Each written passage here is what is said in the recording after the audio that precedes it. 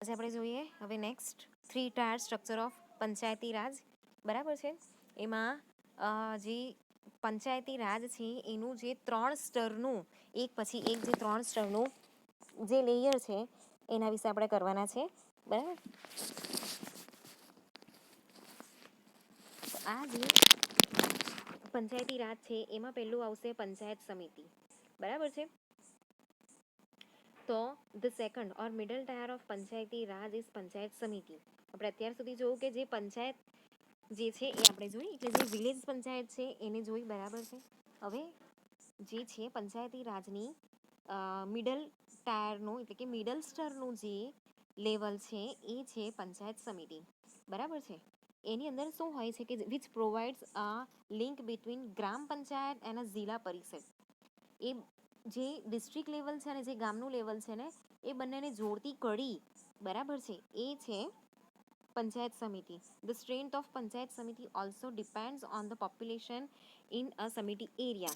હવે આપણે ગયા લેક્ચરમાં જોયું એ પ્રમાણે કે જે રાજ્યની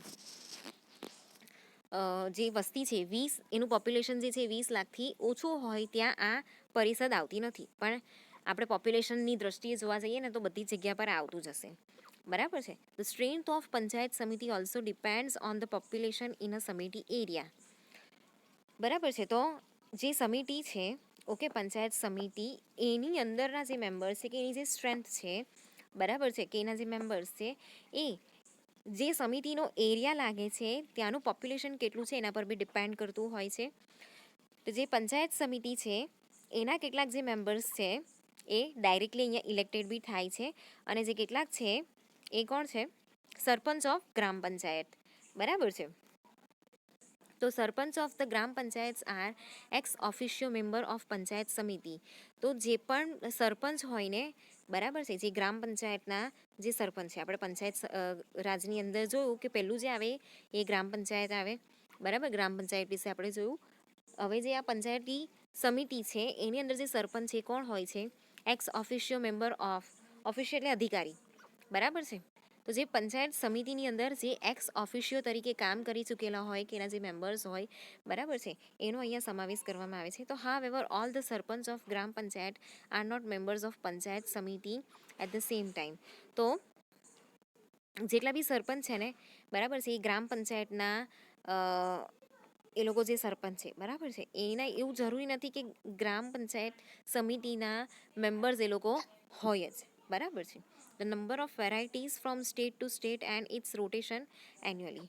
તો આ જે વસ્તુ જે છે ને આખું જે સરપંચનું જે છે, બરાબર છે, કે પછી ગ્રામ પંચાયતનું જે છે, પંચાયત સમિતિનું છે, એની અંદર છે ને સ્ટેટ ટુ સ્ટેટ એ અલગ અલગ છે. એની અંદર છે ને રોટેશન બી ચાલ્યા કરે, બરાબર છે, સરપંચ બદલાય છે, પછી એના જે મેમ્બર છે સમિતિના એ બદલાય છે, ઓકે. તો it means that only chairpersons of some gram panchayat in a samiti are a samiti area are members of panchayat સમિતિ એટ અ ટાઈમ. તો આમાં કેવું છે કે જે ચેરપર્સન જે છે, બરાબર છે, ગ્રામ પંચાયતના જે ચેરપર્સન છે એ સમિતિના મેમ્બર એક જ સમયે, બરાબર છે, જે તે સમયે એ લોકો ચેરપર્સન છે એ જ સમયે પંચાયત સમિતિના એ લોકો મેમ્બર હોય છે. ગ્રામ પંચાયતના ચેરપર્સન અને પંચાયત સમિતિના મેમ્બર તરીકે એક જ પર્સન એક જ ટાઈમ પર હોય છે. In some panchayats, members of legislative assembly and legislative councilling as well as members of parliament who belong to the Samiti area are co-opted as its member. તો જે પંચાયત છે, કેટલીક પંચાયતની અંદર કેવું છે કે જે લેજિસ્લેટિવ એસેમ્બલી છે એના જે મેમ્બર છે અને જે લેજિસ્લેટિવ કાઉન્સિલિંગ છે, બરાબર છે, એના જે મેમ્બર છે, એની સાથે સાથે જે પાર્લામેન્ટના મેમ્બર્સ છે, જે સમિતિ એરિયાની અંદર થી જે સિલેક્ટ થયેલા છે parliament as a parliament member, બરાબર છે, સમિતિ એરિયા વાઇઝ પણ પાર્લામેન્ટની અંદર મેમ્બર્સ આવે. તો એ જે બધા મેમ્બર્સ છે, બરાબર છે, એ લોકોને અહીંયા કેવું છે કે એકબીજાની સાથે લોકો એકબીજાની સાથે રિલેટ કરતા, એકબીજાની સાથે કામ કરતા હોય, એટલે કે સહ આયોજિત એ લોકો કામ કરતા હોય છે. તો જે ચેરપર્સન ઓફ પંચાયત સમિતિ છે are elected indirectly by and from amongst the elected member thereof. તો આ જે ચેરપર્સન છે કોણ હશે? ચેર સમિતિની અંદરથી એનું ડાયરેક્ટ ઇલેક્શન, ઇનડાયરેક્ટ ઇલેક્શન અહીંયા થયેલું હશે, ક્યાં તો પછી જે ઓલરેડી ઇલેક્ટેડ મેમ્બર છે તેની અંદરથી જ કોઈ એક હશે. બરાબર છે. એના પછી આવે છે જિલ્લા પરિષદ. બરાબર. જિલ્લા પરિષદની અંદર શું છે? તો જિલ્લા પરિષદ એટલે કે ડિસ્ટ્રિક્ટ પંચાયત. બરાબર છે. જે સૌથી ઉપરનું જે પંચાયતી રાજ છે એનું સૌથી ઉપરનું જે લેયર છે, બરાબર છે, એ છે જિલ્લા પરિષદ, ડિસ્ટ્રિક્ટ પંચાયત. ઓકે. તો this institution has some directly elected members whose member differs from state to state as it is also based on population. તો જે પણ આ ઇન્સ્ટિટ્યુશન છે પંચાયતી રાજનું, એની અંદર જે ડાયરેક્ટલી ઇલેક્ટેડ મેમ્બર જે છે, બરાબર છે, એનો સમાવેશ થાય છે. અને છે ને સ્ટેટ વાઇઝ એ ડિફરન્ટ હોય, કેમ કે જેટલું પોપ્યુલેશન હોય ને એ પ્રમાણે હોય. હવે સ્ટેટ નાનું હોય, પોપ્યુલેશન ઓછું હોય તો એ પ્રમાણે હોય. સ્ટેટ મોટું હોય, પોપ્યુલેશન વધારે હોય, બરાબર છે, તો એ પ્રમાણેના એની અંદર મેમ્બર હોય. મેમ્બરની સંખ્યા અહીંયા વધી જાય છે. તો જે members of parliament, legislative assemblies and councils of belonging to district are also nominated members of જિલ્લા પરિષદ. તો જે પાર્લામેન્ટના મેમ્બર છે, લેજિસ્લેટિવ એસેમ્બલીના મેમ્બર છે, કાઉન્સિલિંગ્સ છે, બરાબર છે, એ બધા કોને બિલોંગ કરે છે? Districts are also nominated members of zilla parishad. તો એ બધા જે છે એ આ જિલ્લા પરિષદના મેમ્બર છે, એ લોકોને સિલેક્ટ કરે છે. એના પછી છે ધ ચેરપર્સન ઓફ અ જિલ્લા parishad called adhyaksha or president is elected indirectly by and from amongst the elected member thereof. તો જે ચેરપર્સન છે જિલ્લા પરિષદના, એને શું કહેવામાં આવે છે? અધ્યક્ષ કહેવામાં આવે છે, ક્યાં તો પ્રેસિડન્ટ કહેવામાં આવે છે, બરાબર છે. તો એમનું જે ઇલેક્શન છે એ પણ ઇનડાયરેક્ટલી એમને ઇલેક્ટ કરવામાં આવે છે, બરાબર છે, એટલે એમનું છે ને સિલેક્શન થાય છે. ઓકે. તો એ કેવું છે કે જિલ્લા પરિષદના એટલે જે ચેરપર્સન જે છે જેટલા બી, બરાબર છે, એનામાંથી જ કોઈ એકને અહીંયા અધ્યક્ષ બનાવવામાં આવે છે, ક્યાં તો પછી કેવું છે કે જે ઇલેક્ટેડ મેમ્બર હોય, બરાબર છે, એની અંદરથી કોઈ એકને અહીંયા સિલેક્ટ કરવામાં આવે છે. તો જે આગળ શું છે, ધ વાઇસ ચેરમેન કે chairperson is also elected similarly. તો જે વાઇસ ચેરપર્સન છે એને પણ જિલ્લા પરિષદની અંદર એવી રીતે જ ઇલેક્ટ કરવામાં આવે છે. તો Zilla Parishad meeting are conducted once a month. તો જે જિલ્લા પરિષદની મિટિંગ છે આખા મંથમાં એકવાર અહીંયા કન્ડક્ટ કરવામાં આવે છે. સ્પેશિયલ મિટિંગ જે છે, બરાબર, એ પણ અહીંયા કન્ડક્ટ કરવામાં આવે છે, બરાબર છે. તો જે special meeting can also be convened to discuss special matters. તો કોઈ સ્પેશિયલ મેટર જે છે એ અહીંયા ડિસ્કસ કરવાની હોય ત્યારે પણ મિટિંગ કરવામાં આવે છે. તો subject committees are also form, બરાબર છે. હવે કોઈ પ્રોબ્લેમ થયો છે કે કોઈ વસ્તુ નવી લાવવાની છે તો ત્યારે પણ અહીંયા મિટિંગ જે છે એ કન્ડક્ટ કરવામાં આવે છે કે એના માટે જે કમિટી છે એની રચના અહીંયા કરવામાં આવે છે. તો જે Zilla Parishad meetings are conducted once a month. તો જિલ્લા પરિષદની જે મિટિંગ છે એને આખા મંથની અંદર એકવાર કન્ડક્ટ કરવામાં આવે છે. સ્પેશિયલ મિટિંગ જે છે એ પણ અહીંયા બોલાવવામાં આવે છે, બરાબર છે. તો ફંક્શન્સ ઓફ પંચાયત, નેક્સ્ટ છે ફંક્શન્સ ઓફ પંચાયત. પંચાયતના ફંક્શન્સ શું છે? તો all panchayati raj institution perform such functions as are specified in state laws relating to panchayati raj. તો જે બી પંચાયતી રાજ ઇન્સ્ટિટ્યુશન છે એ લોકોનું બધાનું ફંક્શન્સ જે છે ને એક જ છે, બરાબર છે. તો all panchayati raj institution perform such function as are specified in state law relating to panchayati raj. જે અમેન્ડમેન્ટ થયેલું ને એની અંદર એ લોકોના ફંક્શન્સ જે છે એ પણ કહી દેવામાં આવેલા હતા, જે આપણે ઓલરેડી આગળના લેક્ચર્સની અંદર હું તમને કહી ગઈ છું કે એક્ઝિક્યુટિવ છે, લેજિસ્લેટિવ છે, એ પ્રકારના જે હક છે એ લોકોને આપવામાં આવેલા છે. તો some state distinguish between obligatory and optional functions of ગ્રામ પંચાયત, બરાબર છે.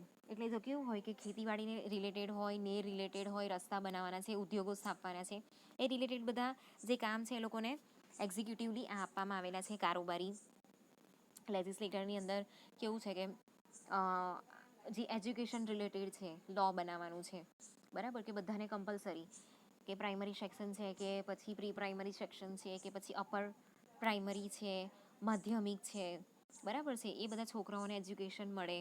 ઓકે. એ બધી વસ્તુ જે છે એને રિલેટેડ જે લોઝ બનાવવાના હોય તે, તો અહીંયા જે કેવું છે સ્ટેટ વાઇઝ સ્ટેટ એ અલગ અલગ નથી, બધા માટે એ સરખું જ છે.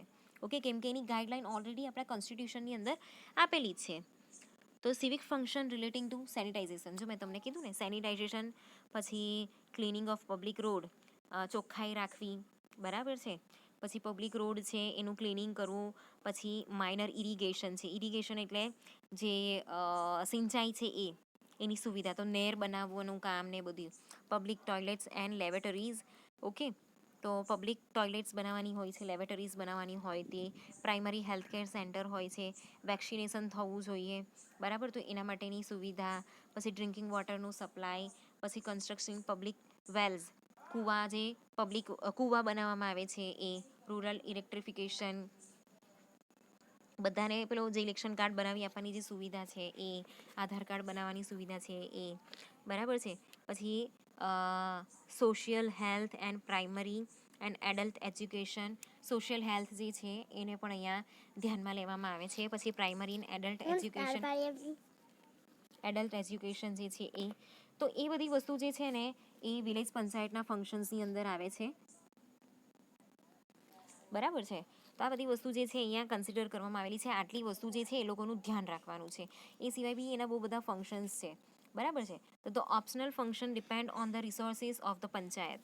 તો જે ઓપ્શનલ જે ફંક્શન્સ છે, બરાબર છે, એ ડિપેન્ડ કરે છે પંચાયતની ઉપર, બરાબર, કે એ લોકોએ કરવા છે કે નહીં. તો જેમ કે એની અંદર શું આવે છે, ટ્રી પ્લાન્ટેશન આપે છે, ટ્રી પ્લાન્ટેશન આવે છે કઈ જગ્યાએ, રોડ સાઈડની ઉપર, ગામમાં રોડ સાઈડ પર, બરાબર છે. Setting up of breeding centre of cattle, તો બ્રિડિંગ સેન્ટર પણ એ લોકો ખોલી શકે છે, બરાબર છે.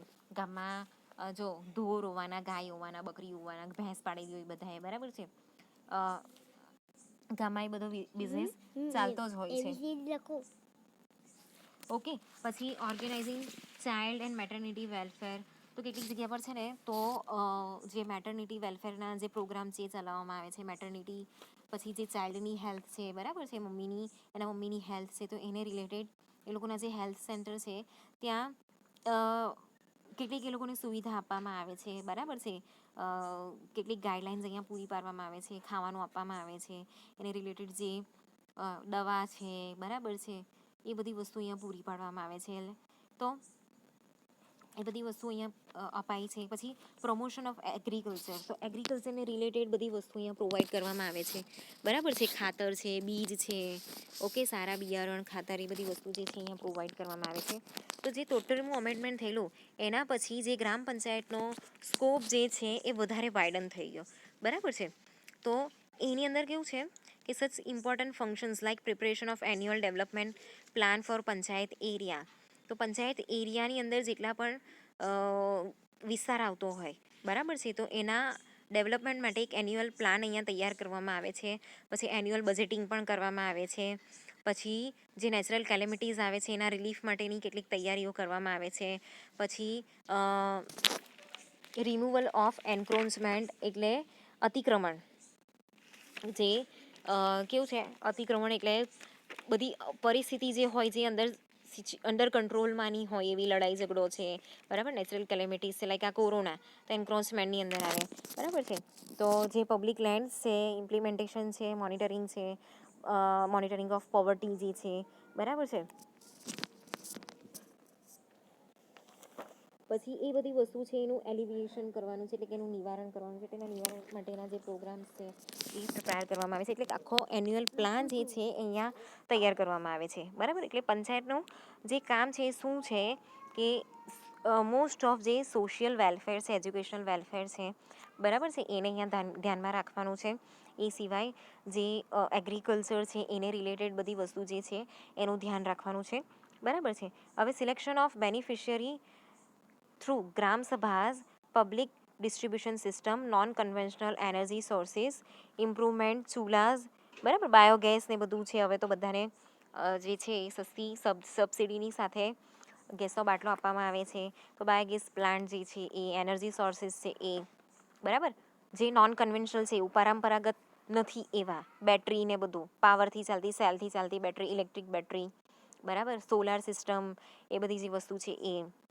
તો આ બધી વસ્તુ જે છે એ ગ્રામ પંચાયતની અંદર જે છે એ સ્ટેટ લેવલથી અહીંયા બધું પ્રોવાઈડ કરવામાં આવે છે, એનું ગાઈડન્સ આપવામાં આવે છે, બરાબર છે, બધી સુવિધા અહીંયા કરી આપવામાં આવે છે. તો આમ જે 73મું અમેન્ડમેન્ટ થયું 1992ની અંદર, પછી ગ્રામ પંચાયતે ખાલી ગામ પૂરતી જે છે સીમિત નથી થઈ, બરાબર છે. ખાલી એ લોકો પહેલાં બધી વસ્તુને જજ કરતા હતા અને ફેસલો આપતા હતા, એ ત્યાં સુધી સીમિત નથી રહી, પણ એની અંદર એ લોકોને બીજા બહુ બધા ફંક્શન્સ જે છે ઓફિશિયલી આપવામાં આવ્યા,